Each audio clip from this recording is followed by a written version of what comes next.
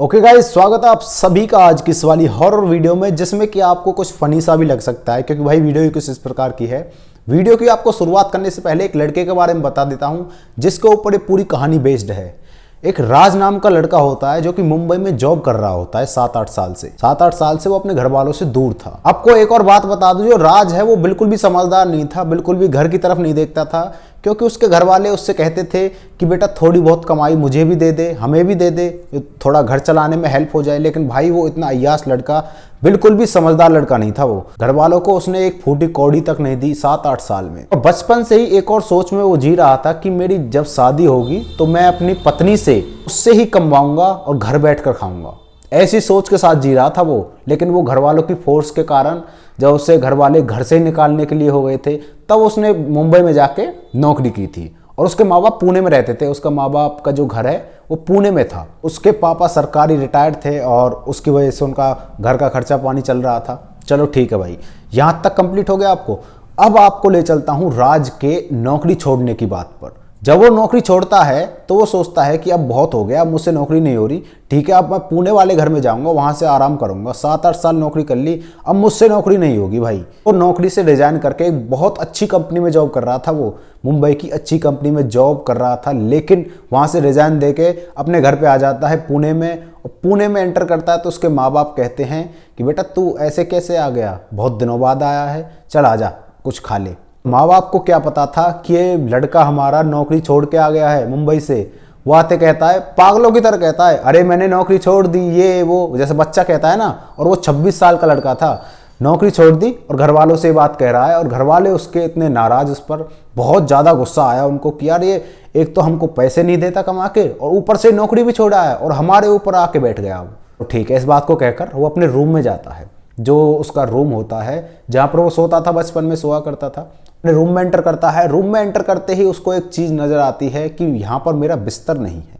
जो उसका बेड था जिस पर वो बचपन से सो रहा था, उसका बिस्तर वहाँ पर नहीं था। उस बिस्तर से उसको इतना लगाव था कि वो वहीं पर सोता था, उसी बिस्तर पर सोता था, और उसको किसी को मतलब हाथ भी नहीं लगाने देता था। ऐसा उसका स्वभाव था बचपन से ही, वही फेवरेट बिस्तर था उसका। तो ठीक है भाई, अपनी मम्मी से जाके पूछता है, मम्मी मेरा बिस्तर कहाँ गया मेरे कमरे में से। उसकी मम्मी कहती है कि ये थोड़ा गल गया था तो मैंने अपने कबाड़ी को दे दिया, जो हमारे कबाड़ी लेने आता है, उसको दे दिया।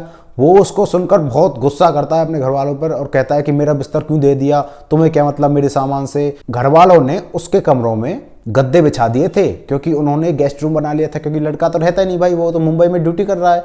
चलो ठीक है, वो गेस्ट रूम बन जाएगा, इसलिए उन्होंने ये गेस्ट रूम बना दिया था। ठीक है, इस बात को जब राज को बताया जाता है उसके मम्मी पापा के द्वारा, तो वो इस बात को मानता नहीं है और बच्चों की तरह जिद करने लगता है कि मुझे तो वही वाला बिस्तर चाहिए और मुझे कहीं से भी ला के दो। तो घर वाले उसके पहले से ही नाराज थे।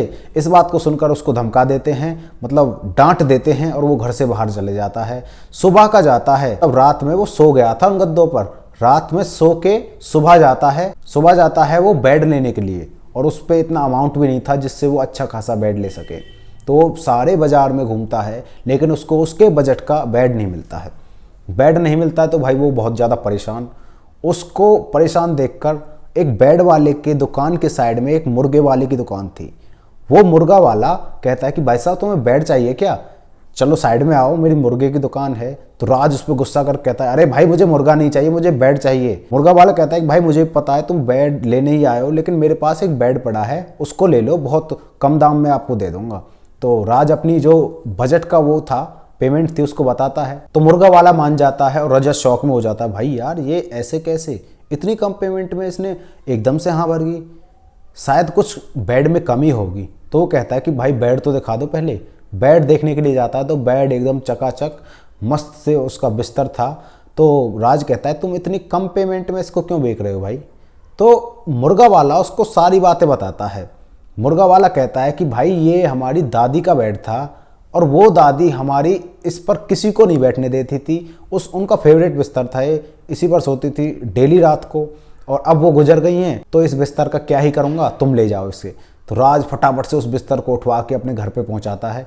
घर पे पहुंचाता है, रात होती है और वो बिस्तर को सेट कर देता है अपने कमरे में। अपनी चादर लाता है वो स्पेशल, वहाँ से मुंबई से चादर लाता है बैग में रख के, उस चादर को बिछाता है उस बेड के ऊपर, बिछा के सोता है। लेकिन जैसे रात के तकरीबन 10 बजते हैं तो उसको एकदम से एक सपना आता है कि कोई 4-5 लोग उसके कंधों को दबा रहे हैं बेड में भीतर। यहाँ पर जैसे प्रेशर मारते हैं ना, ऐसे उसके कंधों को दबाया जा रहा है और उसके पाँव बंधे हुए हैं जंजीरों से। जैसे वो अपना पाँव उठाने की कोशिश करता है तो वो देखता है कि मेरे पाँव बंधे हुए हैं और उसकी आंख नहीं खुलती है। उसको लगता है रियलिटी में है, तो वो एकदम से अपनी मम्मी को बुलाता है बहुत तेज। रात में पड़ोसी भी जाग जाते हैं। उसकी मम्मी आती है, उसकी मम्मी कहती है बेटा क्या हुआ? तो वो जैसे जागता है तो वो बिस्तर के कोने पर पड़ा हुआ था।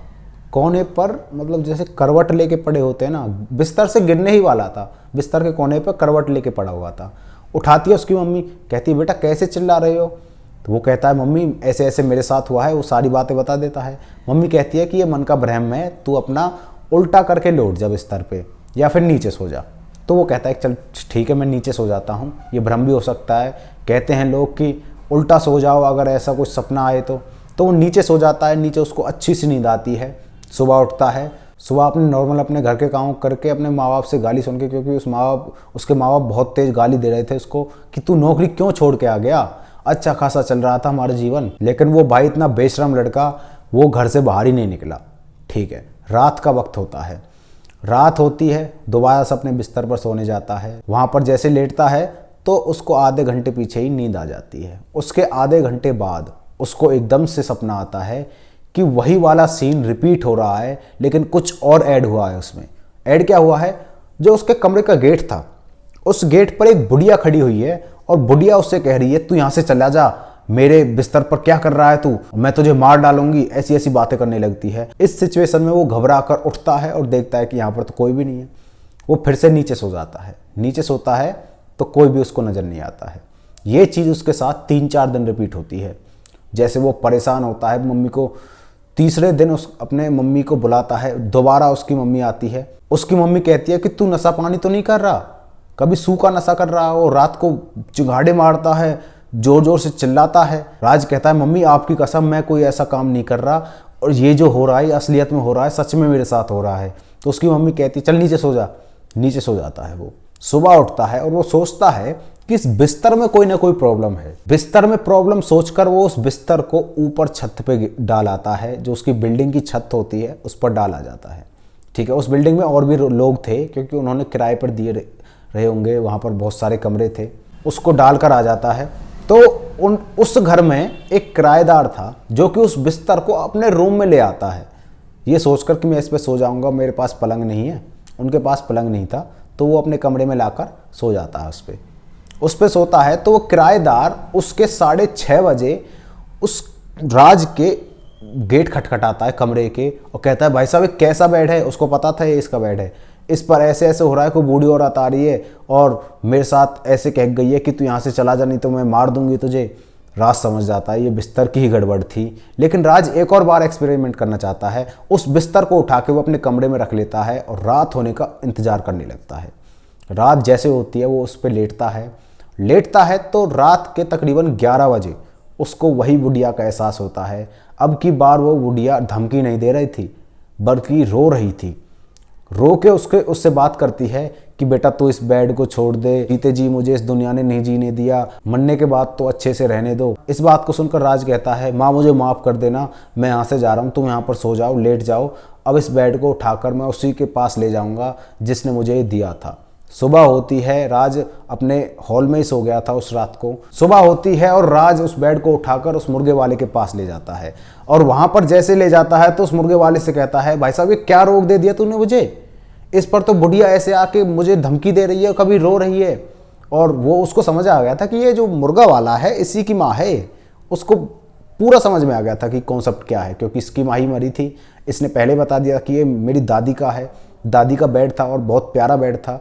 तो वो इस बात को सुनकर इमोशन सा हो जाता है। जो मुर्गे वाला था वो कहता है भाई साहब तुमने मेरी दादी को देखा था? वो कहता है हाँ मैंने सपने में देखा था, वो बहुत परेशान लग रही थी कि हम उसके बिस्तर पर लेट रहे हैं। तो वो कहता है कि इसको मैं अच्छे से संभाल के एक कमरे में बंद कर दूंगा और वहीं पर लॉक लगा दूंगा, आज से मैं इसको किसी को नहीं बेचूंगा। तो उस दिन का दिन है और आज का दिन है। उस मुर्गे वाले ने उस बिस्तर को नहीं बेचा और स्टोरी का एंड यहीं पर होता है। वीडियो आपको कैसी लगी? वीडियो अच्छी लगी तो वीडियो को लाइक एंड जरूर सब्सक्राइब करते जाना। मिलते हैं किसी नेक्स्ट वीडियो में, तब तक के लिए बाय बाय।